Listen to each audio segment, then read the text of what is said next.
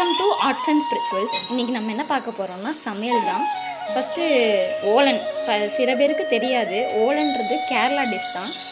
அது எப்படி செய்கிறதுன்னு நம்ம இப்போ பார்க்கலாம். ஃபஸ்ட்டு தட்டைப்பயிறு, இந்த கரண்டியில் 2 கரண்டி எடுத்திருக்கேன். தட்டைப்பயிறு பார்த்துக்கோங்க. எங்கள் 3 பேருக்கு தட்டைப்பயிறு 2 கரண்டி எடுத்திருக்கேன். அதை வந்து நல்லா ஊற வச்சு இந்த மாதிரி இப்போ குக்கரில் வேக வைக்க போகிறோம். வேக வச்சுட்டு பார்க்கலாம். இப்போ ஓலன் சொல்கிறோம்ல, ஓலன்னா நம்மளுக்கு என்னன்னு தெரியாது சில பேருக்கு.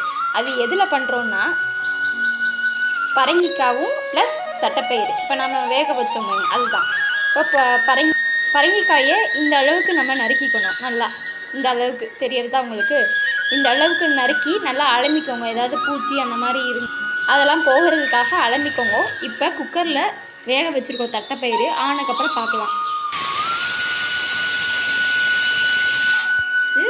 இப்போது தட்டைப்பயிறு வெந்துட்டுருக்கு. நம்ம இன்றைக்கி நம்ம சமையல் தானே பார்த்துட்ருக்கோம். ஸோ நம்ம வந்து சாதம் வச்சுக்கலாம். அதுக்கு நாங்கள் 2 டம்ளர் அரிசி வச்சுருக்கோம். 3 பேருக்கு 2 டம்ளர். அடுத்து ஓலன் ஆயின்ட்டுருக்கு, அதை பார்ப்போம். இன்னும் ஆகலை. இப்போ தான் தட்டைப்பயிறு திறந்துட்டுருக்கோம். திறக்குந்தானே பார்க்கலாம். நான் சொன்னேன் இல்லையா, ஈயச்சொம்பு ரசம் எப்படி செய்கிறதுன்னு பார்ப்போன்னு.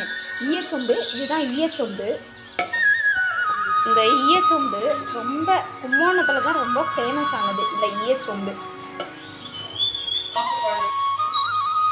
10 மாத குழந்தைங்கள், 6 மாத குழந்தைங்கள்லாம் இந்த இதில் ரசம் வச்சு அவளுக்கு பசங்க ஊற்றினா கடகடன்னு சாப்பிடுவா. அவ்வளோ டேஸ்ட்டாக இருக்கும்.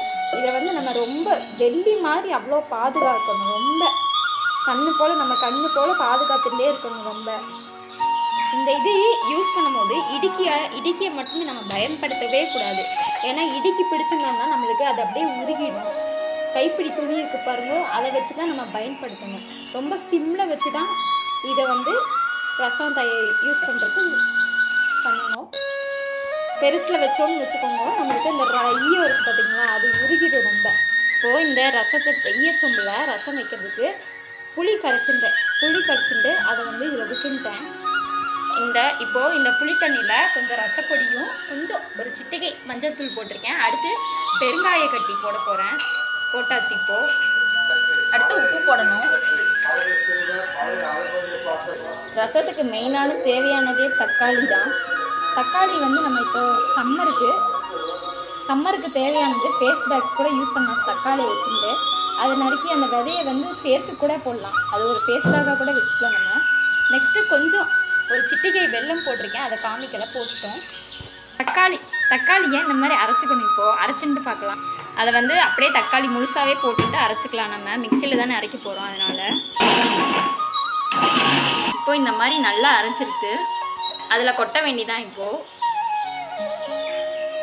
கொஞ்சம் தண்ணி விட்டு நல்லா அலம்பிக்கோங்க. வேஸ்ட் பண்ண வேண்டாம் எதையுமே. நான் சொன்னேன் இல்லையா, சாதம் ஒரு பக்கம் ஆயின்ட்டுருக்கு.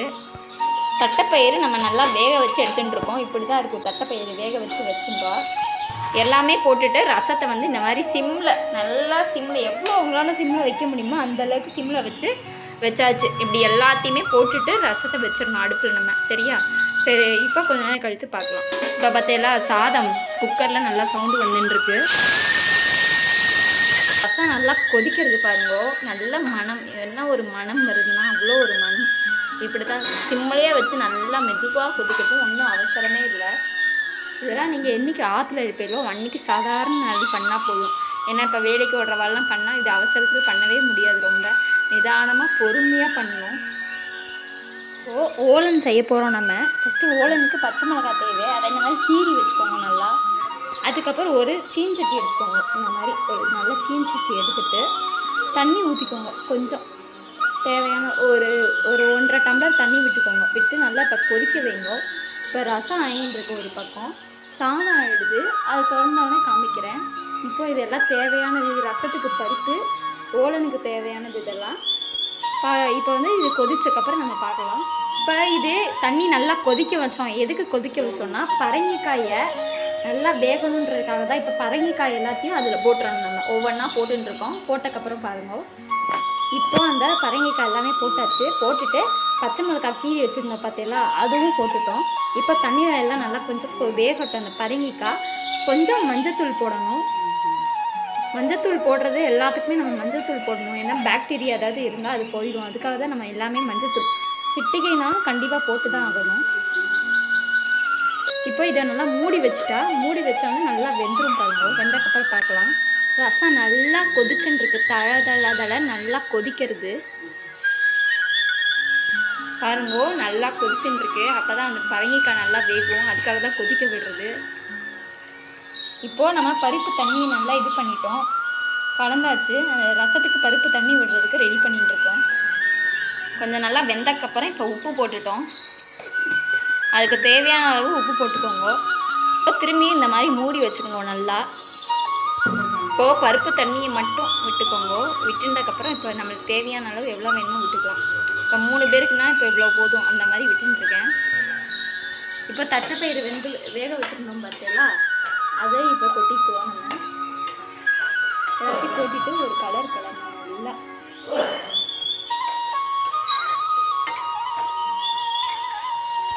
இது நல்லா வேகட்டும். வெந்தக்கப்புறம் தேங்காய் எண்ணெய் இல்லாட்டினா உங்களுக்கு தேங்காய் பால் எது இருக்கோ அதை விட்டுக்கலாம் நம்ம. இப்போ அது நல்லா கொதிச்சக்கப்புறம் பார்க்கலாம். இப்போ நல்லா கொதிச்சுன்னு இருக்கு.